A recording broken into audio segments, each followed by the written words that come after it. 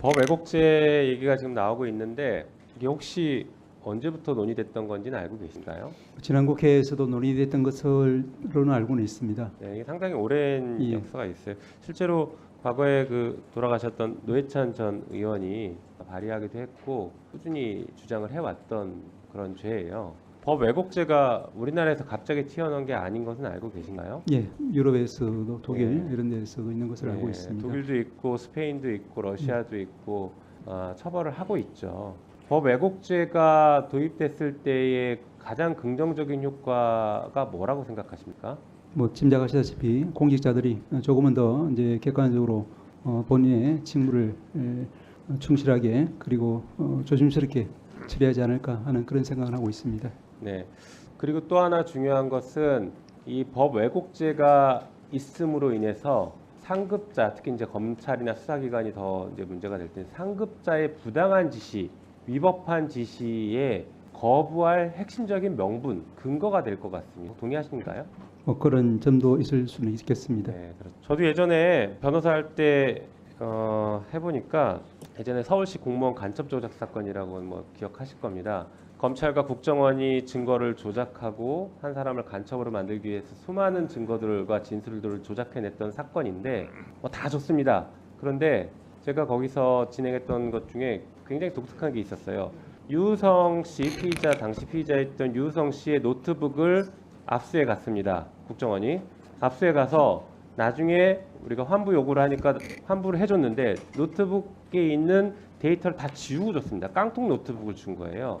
그런데 그 노트북에는 분명히 유성의 알리바이가 확인될 수 있는 사진이 있다라고 분명하게 요구를 했는데 나중에 국정원에서 준 노트북은 깡통이었습니다. 그래서 사설업체에 의뢰해서 복구를 했더니 유성의 알리바이가 있는 그 내용이 거기서 복원이 됐습니다. 그래서 무죄 판결을 받는데 결정적인 역할을 했거든요. 이런 정도면 처벌해야 되는 거 아닌가요? 알면서 노트북을 싹 다 지우고 환부를 했다. 이 정도면 처벌해야 되는 거 아닌가요? 어떻습니까?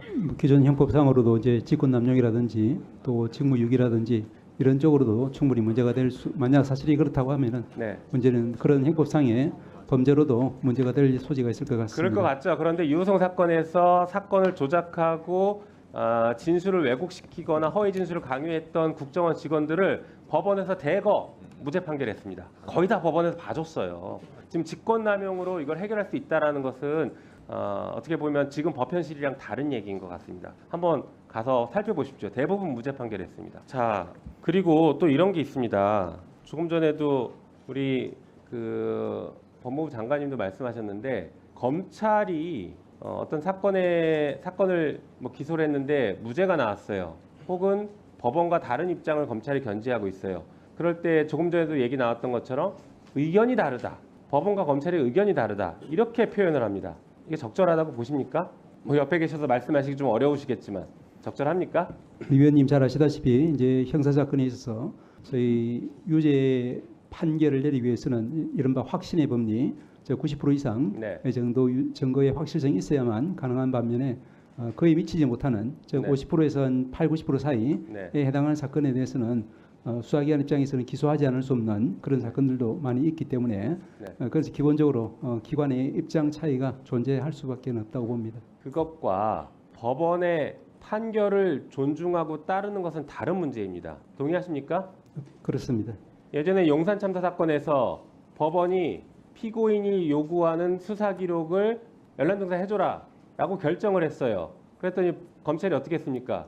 우리랑 법적 견해가 다릅니다라고 안 줬습니다. 법원의 판결을 따르지 않아요. 법적 견해가 다르기 때문에. 지금 처장님이 그렇게 말씀하시는 것은 검찰이 앞으로도 법원과 입장차가 있을 때는 따르지 않아도 된다라는 것을 허용하는 것처럼 들리는 것 같아서 이 부분은 좀 다시 한번 생각해 보셔야 될 것 같습니다. 그런 취지는 매우 중요한 아니었습니다. 문제입니다. 네.